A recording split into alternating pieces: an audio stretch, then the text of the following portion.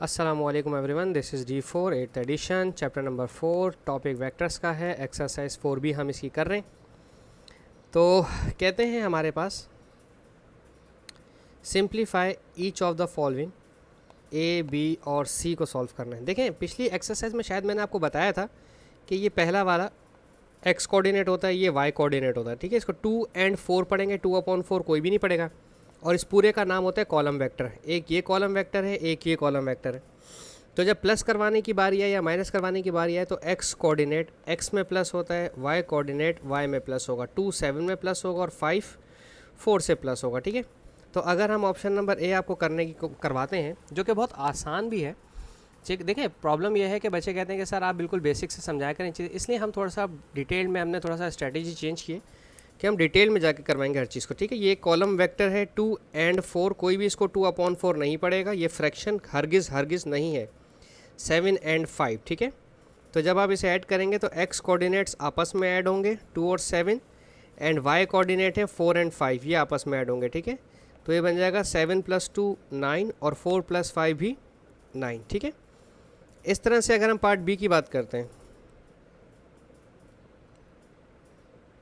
ठीक है, अगर हम पार्ट बी की बात करते हैं, पार्ट बी में लिखे हुए 2 कॉलम वेक्टर्स हैं। एक का एक्स कोऑर्डिनेट है 3, वाई कोऑर्डिनेट -5, प्लस दूसरे कॉलम वेक्टर का एक्स कोऑर्डिनेट है -4 और वाई कोऑर्डिनेट है +1। ठीक है, इन्हें अगर आप सॉल्व करते हैं तो 3 प्लस माइनस माइनस हो जाएगा 4, वाई कोऑर्डिनेट है -5 +1। ठीक है, 3 में से 4 गया तो -1, 5 में से 1 गया तो -4। ठीक है, sign of the bigger value. सही है, सिंपल सॉल्व करवा रहा हूँ। सी के अंदर क्या लिखे हैं? सी के अंदर 3 कॉलम वेक्टर हैं, -9 +0 ±-3। इसको यूँ लिख सकते हैं, 9 माइनस का, 0 प्लस का और 3 ± हो जाएगा। ठीक है, अब -2, पहले -2 आ जाएगा y की कॉलम में, ±-8 आ जाएगा और +7। ठीक है, अब इसे सॉल्व कर लें, -9 और -3 हो जाएगा -12, 8 और 2 10, 10 में से 7 गया तो 3 ऑफ नेगेटिव। क्यों? क्योंकि 10 नेगेटिव का है, वो बड़ा है। सही है, अब हम इसको इरेज करके क्वेश्चन नंबर 2 देखते हैं। इसका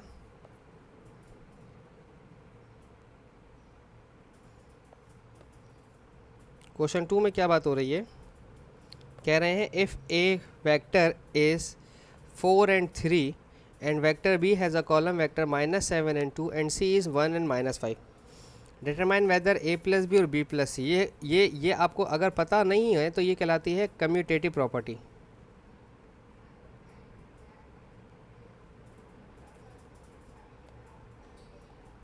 commutative property with respect to addition. ठीक है, पता नहीं आपका कभी इस प्रॉपर्टी से सामना हो या ना हो, लेकिन एडिशन में प्रॉपर्टी ये होती है कि ऑर्डर चेंज करने पे फ़र्क नहीं पड़ता। ठीक है, तो अगर हम यूँ लिखें a + b = b + a, तो कॉलम वेक्टर a है मेरे पास 4 और 3, कॉलम वेक्टर ऑफ b है -7 और 2। ठीक है, इसी तरह से यहाँ पर अगर आप b लिखेंगे -7 और 2 plus column vector of a है 4 और 3, इसे प्लस कर लें, 4 ± -7, 3 + 2।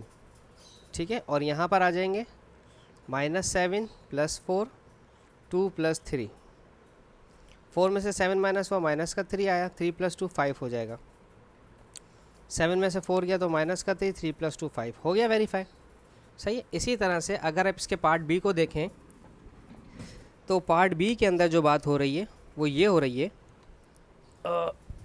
ओके हाँ निकल गया। पार्ट बी के अंदर बात हो रही है, पार्ट बी के अंदर भी कम्यूटेटिव प्रॉपर्टी ही है। ठीक है, अच्छा, अब इधर लिखा है a + b and then +c और a + b + c। ठीक है, तो पहले आप कॉलम वेक्टर a लिखेंगे, कॉलम वेक्टर a है 4 और 3,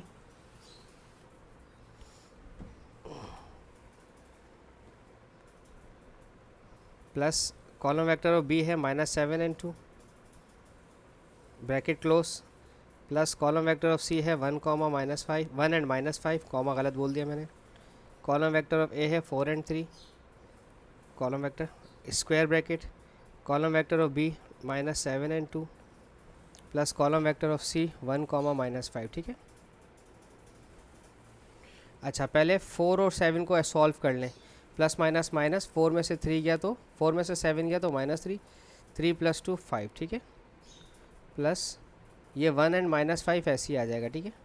ये वाला ऐसे ही उतर आएगा, सही। इज इक्वल्स टू 4 और 3 अभी ऐसे ही रहेगा, प्लस इन्हें सॉल्व करना है। 7 में से 1 गया तो 6 माइनस का 2 -5 हो जाएगा -3, ठीक है। अब इन्हें सॉल्व करना है। -3 + 1 माइनस प्लस माइनस, 3 में से 1 गया तो 2 बचा, -2, और 5 में से 5 कट गया तो 0, -2 एंड 0, ठीक है। और राइट हैंड साइड पे 4 में से 6 माइनस हुआ तो प्लस माइनस माइनस, 4 में से 6 गया तो -2, और ये वाला 3 से कट गया तो 0 हो गया। ये मैंने यहाँ क्यों लगाया है, फ्रैक्शन नहीं है ये, -2 एंड 0, ठीक है। ये भी आपका वेरीफाइड हो गया, सही है। अच्छा जी, अब हम देखते हैं क्वेश्चन नंबर 3 इसका। बस इसमें इतना ही था, वेरी गुड, बहुत आसान सवाल था। अब नंबर 3 देखते हैं।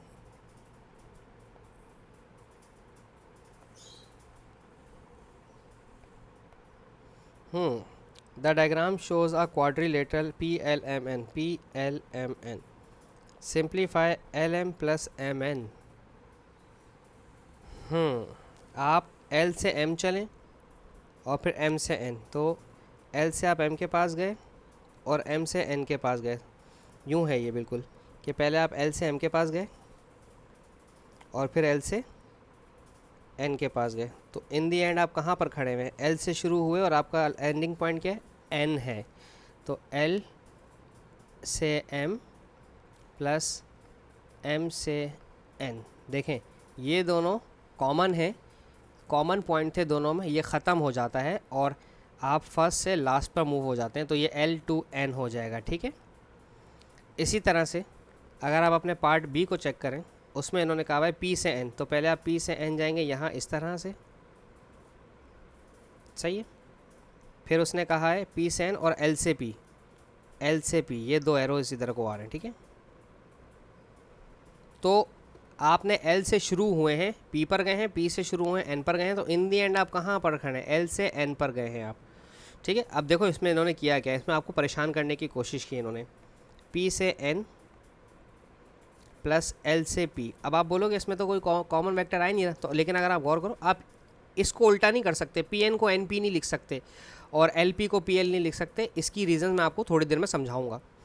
अभी आप इन्हें अरेंज करके लिख लें। इस वाले को पहले लिख लो L से P, क्योंकि ये इसका एंडिंग पॉइंट है, P इसका एंडिंग पॉइंट है और P इसका स्टार्टिंग पॉइंट है, P से N। तो देखें ये दोनों कॉमन हो गए, P और P कॉमन हो गए, तो आपका लास्ट के बच गया, L से N बच गया, ठीक है, L to N, सही है। अब आ जाते हैं थर्ड पे। थर्ड समझाने की कोशिश करता हूँ। थर्ड पे इन्होंने क्या कहा है, L से N, ठीक है, L से N। मैं देखें एरोज़ बनाऊंगा लाजमी, एरोज़ के बगैर कहानी नहीं चलेगी, वेक्टर्स के अंदर एरोज़ का होना बहुत ज़रूरी है।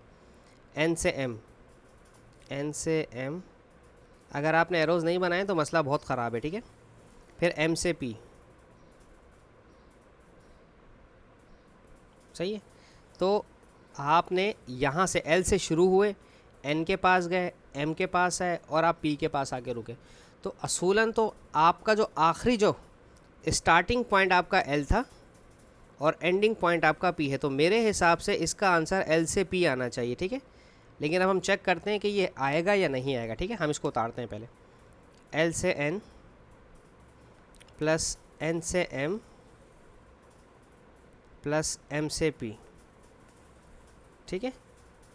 अभी ये दोनों कॉमन है, इस वेक्टर का एंडिंग पॉइंट N है और इस वेक्टर का स्टार्टिंग पॉइंट N है, तो ये दोनों ख़त्म हो जाएंगे और L से M बच जाएगा, ठीक है। तो ये बचा, आप L से शुरू हुए और M पर आकर रुक गए, ठीक है, प्लस M से P,